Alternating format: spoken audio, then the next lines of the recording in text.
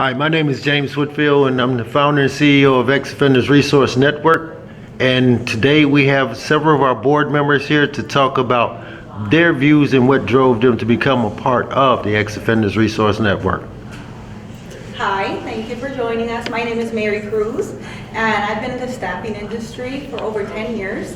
The reason why I decided to take part in this program is because obviously I believe in it very strongly. I feel there's a need for this. Being in the staffing industry, I've come to learn that I've had people come in to apply for a job and they seem to be disconnected with that professional environment and even maybe the social environment. So I've had a hard time placing them and helping them, and I started kind of helping them on my own and doing that. But I definitely saw a need for, I have all these open jobs, these companies that won't take them, and I have all these willing people to go to work and make a difference, and yet I don't have a place to place them at because of the guidelines with the criminal backgrounds or whatnot. So I believe in this cause, I saw a need for it, and I am pretty much here to help bridge the gap and help people back to self-sufficiency, whatever it is, with the agency, whether it's education, whether it's job placement, skills, if they need help filling out an application, giving them tips on interviewing, to even a lend an ear. So that is my part with the organization, and that is the commitment that I would like to help with. I'd like to comment on the position that you are in as a staffing person. And you have these companies that say, no, I don't want an ex-offender, but the fact that you participate in this organization is going to give you a lot of credibility in persuading them to give these people a chance. Absolutely. Absolutely. Hi, my name is Heather Kennedy, Bordeaux. I'm a criminal defense attorney. And going off of what Mary said, before I became an attorney, I worked in nonprofits exclusively, and from populations, low income to sex trafficking victims to chemical dependency. But after becoming a criminal defense attorney, what I've really noticed when it comes to employment is that we expect in this country for people to come out of prison and be reformed. But the system, frankly, the fact is the system is not set up to reform individuals. It is a punitive system. And so it is up to us as a community, if we really wish for people to reform, to give them the assistance they need to do that. And it starts with employment. Employment is the number one thing that gives people pride in themselves, pride in their community, makes them feel like a human being again. And with 1 in 6 people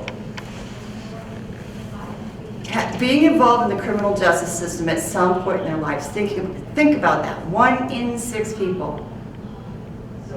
That means 1 person is missing from every 6 families in this country. So to me, our job as a board and our job as a community and our job as the government, and what we're asking for help from people with, is to help with the job training, to give people back the pride. 1 mistake does not define a life. If 1 mistake defines a life, then we all might as well sit down and never do anything again. Because God knows we've all made them. That's absolutely true. And I'll give it to you, there are some crimes that are seen as worse than others. And we acknowledge that. But we have to start somewhere, and if the prisons aren't going to do it, the criminal justice system isn't going to do it, then it's up to us. And we're people that are willing to take responsibility. So we're just asking for others to be willing to take the responsibility with us. And my name is Steve Burston, and I'm a staff member with Ex-Offenders Resource Network, and my main reason for joining the organization as a staff member was because I wanted to give something back to the community. I have a long criminal background of recidivism in and out of prisons for many, many years before I actually took on the responsibility to participate in the community, to be a part of the community, like the attorney said, like a commissioner and the representative from the staffing agency. I took on this responsibility because I actually felt a need to put something back into the community and also to keep myself on a straight and narrow path.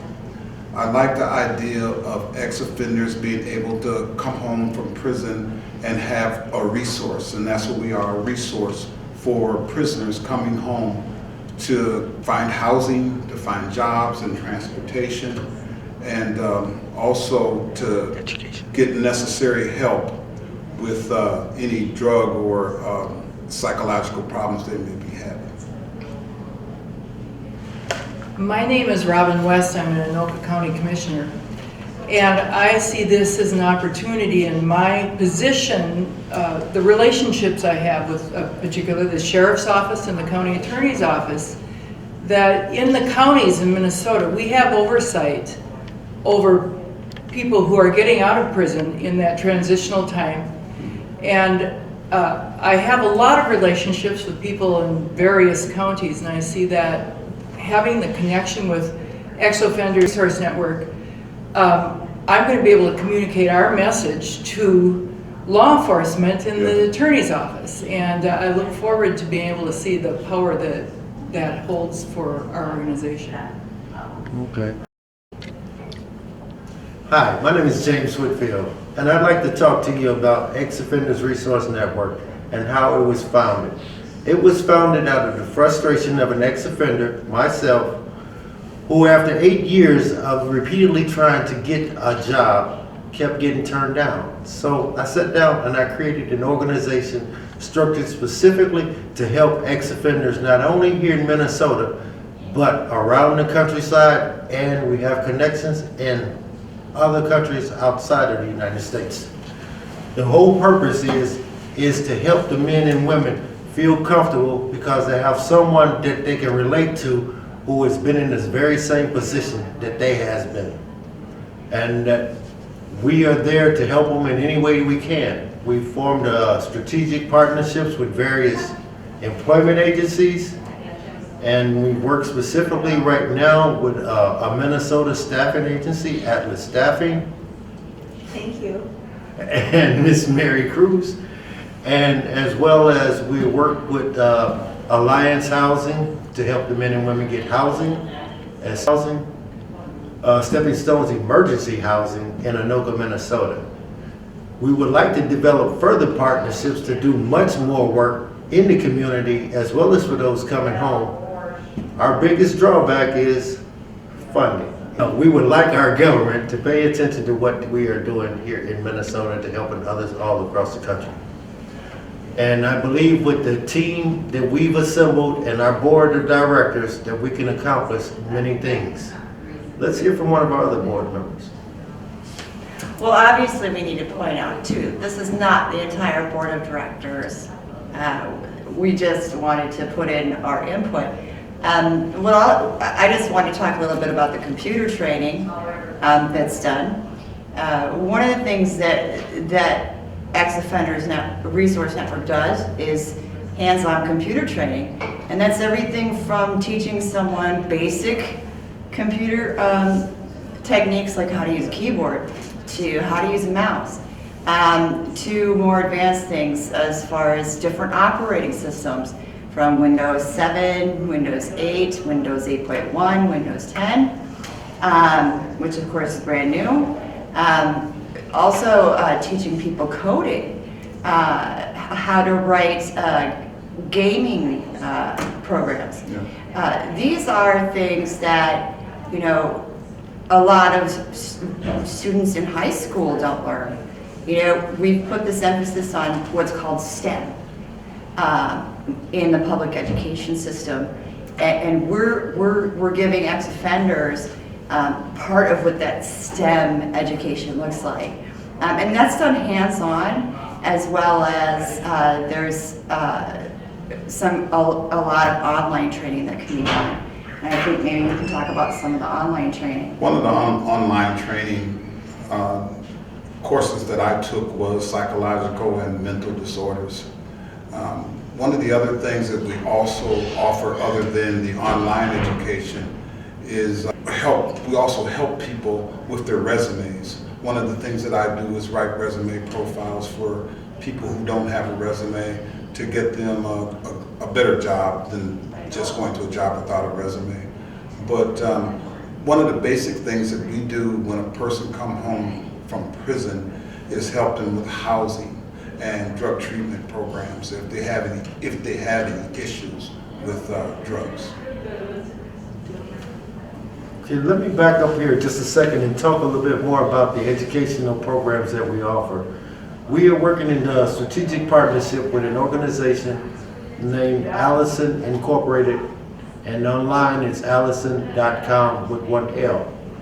And what they do is they offer 750 free online education courses, anything from accounting to basic computer technology to the Microsoft IT Academy program, all the way to yoga. You can get a diploma or a certificate free of charge. The only fee is for the certificate or the diploma, in which there is now a scholarship fund set up for that through Allison.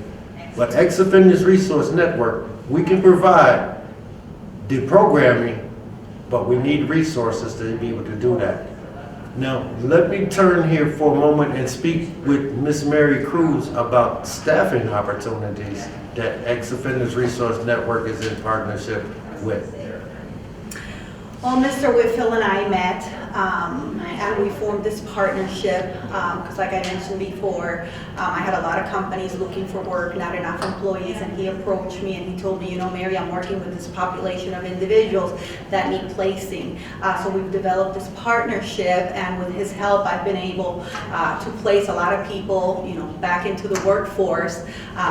You know, he prepares them, he gets them all ready to go with our partnership here, all of us together, sends them over to my organization, ready to go. Then I've been in situations where I've had employees of mine that are not even employees that he sent to me, you know, lose their housing and say, you know what, Mary, I might have to quit my job. You know, I'm in a situation, you know, I lost my transportation, whatever that is. And I've been able to come back to James and say, you know what, James, you've helped me. You know, you send me people, you know, what can you do for me? You know, I need some resources. I need, you know, this employee, they lost their housing. They lost their transportation, they're going to be unemployed, what can you do for me? And he's been able to set me up with, you know, some of the people that he knows with housing, shelter, food shelters, housing, temporary housing types of things, just because he's so connected and he knows so many people. You know, Mary, you know what, you know, even some of the employees, the one employee said to me, you know, Mary, I tried talking to them, I wasn't able to get, you know, I don't think I meet the guidelines. Well, James got me some names, said, you know, Mary, call this person, try them out, and see if they can help. You know, and it's made a difference, just having that relationship and that networking and kind of putting a name and a face behind, and, you know, just being able to say, you know, I believe this, I've been working with him, this works, you know, I'm kind of vouching for this person. You know, we've been able to get them the resources and kind of cut through the red tape and make things happen. You know, and we've been able to do it, you know, from scratch, you know, with very little to no funding. So again, we believe in this program. We would like to see it grow and get bigger so we can continue to help people, you know, and just expand it even more.